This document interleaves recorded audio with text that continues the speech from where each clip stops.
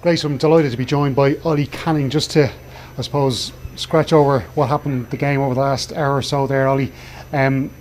Really have to say that Dublin just never got out of the traps, did they? And they were dominated throughout the whole 70 minutes by Galway. Yeah, they were really, and I think the second half it was a very stop-start game, and I suppose a bit of a bugbear of mine is I find that the league matches are refereed very, very strictly. You know, every little nudge and maybe trip is pulled up for frees, and it kind of stops the momentum of the games during the league. And I think that for me anyway, personally, I feel the championship, the standards of refereeing in the championship is just the games let flow a lot more, and it nearly looks like different sets of rules at times. So today was very stop-start in the second half. I think we had 18 scores altogether in the first half and maybe 13 or 14 in the second half, but I found that maybe there was an extra man in both sets of defences for a lot of the second half there, and it was only in the last maybe 6 or 7 minutes where Dublin pushed their man up to go 15 on 15, but it was 6 points separated the sides at half time.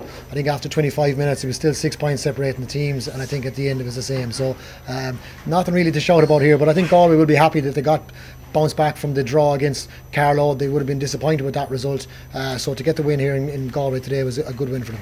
I've just spoken to the two managers and I asked Matty Kenny just about the fact that they seem to want to play it from the back, and they just got stopped by a maroon wall every time they tried to advance forward.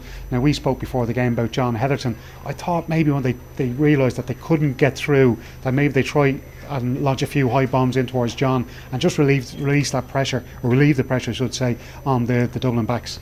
Yeah, and I mean, Matty today he's made 2 substitutions, one substitution after 21 minutes, and I think John, we spoke about him before half time. He came off after 25 minutes. So I mean, it's not that long in the game. You'd imagine you'd at least get to half time before you had to make any major changes. But Dublin obviously felt that they needed to, some new guys on the field at that stage. Playing it from the back. I mean, when we looked out there at stretches during the game, there was times it was very congested in the middle third of the pitch.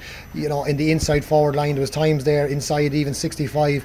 Galway maybe had 2 or 3 forwards inside in the half, and then on the opposite side of the field, Dublin maybe had 2 forwards in the Galway half of the field. So maybe the game is changing a bit. A lot of teams are using that method and transitioning up and down the field. We saw the Galway half forward line, the Dublin half forward line playing a lot of the game around the middle of the field or even in their own half at times. So hence we had 1 goal against today. We're not seeing that many goal chances in these games, and I think it's just because the way the teams are setting up at this stage. Maybe it'll change a bit for the summer, but it's probably a concern. I think Galway had scored points again today, 20 points again today, no goals. So maybe it's something that the Galway management might need to look at to get a bit more penetration up front and try and create the goals. To be fair, they did in the first half. I think it was Cathal Mangan going through, and he tried to link up with one of the inside guys. It got cut out by the Dublin defender, but you could hear the groan from the crowd of why didn't he hit it over the bar. I love to see players doing that. I love to see the vision to get when they get an overlap to try and create that goal chance, and I think going forward teams have to do that. We saw it with Limerick last year, especially in the final. They hit Galway for 3 goals, and it was probably the winner of the game for them. You mentioned Cathal Mangan there, and I suppose if you can't get close to the opposition goal, not bad if you can have a man like him who can boom points in from around the halfway line. He was excellent today, and in that midfield role, Micheál Donoghue said downstairs earlier on that he seems to be happy enough to leave him in there. Yeah, look, he's a fantastic striker of the ball. He's so natural. He's a beautiful striker, and like from 60, 70 metres without even, it doesn't even look like he's putting that much effort into it, and he can get some distance on his strikes. So he floated over a few beautiful scores today. So I suppose Galway have that advantage, and they did. I mean, they went through periods during the last 2 years where they didn't score too many goals, but if they can hit consistently, 20 points, 25 points, they can win most games. So today they got a few long range frees, and they were always able to keep Dublin at arm's length. I don't think Dublin even came within 5 or 6 points during that second half. They just couldn't break the Galway defence down. So that was positive for Galway. They were able to score from out the field, and as you say, Cathal Mangan, he's been playing midfield in a couple of games now during the league, and he's been operating really, really well there. So maybe an option for the Galway management as they move into the championship. But Johnny Cohen and David Burke have been doing well there as well for the last couple of seasons. But you never know, through injuries, maybe David Burke is versatile as well. They can push David Burke into the half forward line if they have to as well. So might be an option as the year goes on at midfield. If you're looking ahead now for Galway and you look back at that game, I know Micheál said he needs to sit down and analyse and see what has to be worked on, but is there anything out there today you saw that you think Galway need to work on this? Yeah, I suppose one point I probably notice is sometimes when you bring on a lot of players, and like today again, Galway, they started the game with maybe 4 or 5 of their we'll say regular team from last year, and that's not that's just I'm just basing it on the team that finished up in the championship last year. So when you're starting with 4 or 5 and you're introducing, you know, up to 9 or 10 new players, sometimes the new players can find it hard, because you can find yourself in a line on the field with no real maybe leader in that position. And if you're in the, say, the full back line with 3 new players, brand new players there, and you don't have a solid maybe full back that's maybe directing things and has the ability to do that. But Dahi Burke obviously is tied up with Corofin, so he's unavailable for the league. And you know, you'd have to wish Dahi and Corofin the best of luck in the final as well. But you know, when you don't have guys like that, sometimes when you introduce a lot of players, the players that come in can find it hard, because maybe they don't have that direction from what some of the more established players will say. So for me, if you're introducing, I think Limerick are doing this well, they're introducing maybe 4 or 5 new guys. They're still starting 10 or 11 of the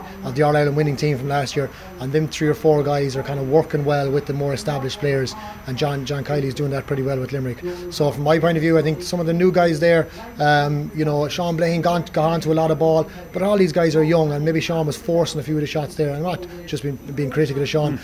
He's getting onto ball, and that's the main thing. But he just needs to, all the young players, they just need the experience to make the right decisions, and that's crucial. So look, at a long way to go yet in the league, and I think it'll warm up. If Galway get into a quarter final, which they should, they'll come up against a strong team then from 1A, and then it'll get interesting. And I think as the league goes on, I think the Galway management team and the Dublin management team will have to have one eye in the championship, where you start introducing more players as the league progresses, and hopefully by the end of the league you have maybe 10 or 11 or 12 of your starting championship team tied down at that point. Yeah, and to finish maybe on Dublin then, because look, it would be foolish to, you know, write off what's going on here with Dublin after one bad result. You know, Matty Kenny's just come in. He's going to need probably a couple of years to get Dublin really competing with the best teams. How far off the pace do you think they are, and is it down to the quality of player? Do they need to find new players around the county, or do you think Matty Kenny can work with what he has and close that gap still on Galway and all the other big teams around the country? Yeah, it depends on the way you line the team up, and sometimes if you go for maybe an extra defender there, are you giving yourself the best chance of winning the game? I think maybe, you know, the way they set up, if they go 15 on 15, I think that gives you the best, in my opinion, that gives you the best chance. I think when you go very defensive, and there was times there, I think, you know, Dublin, they had 2 guys in the inside forward line, and there was times they got isolated, and if you don't have 2 guys good enough to take on your man and win that one-on-one and maybe create some goal chances in that position, well then if they don't have the supporting players with them, it's very, very hard to get the scores. And to be fair, today Galway just kept Dublin at arm's length. They never really threatened. In the first half they got a goal, maybe against the run of play, but Galway bounced back and got 3 points on the trot, and that just, you know, cancelled out the goal that Dublin had got. So you know, from Dublin's point of view, I suppose, look, it's a long year ahead.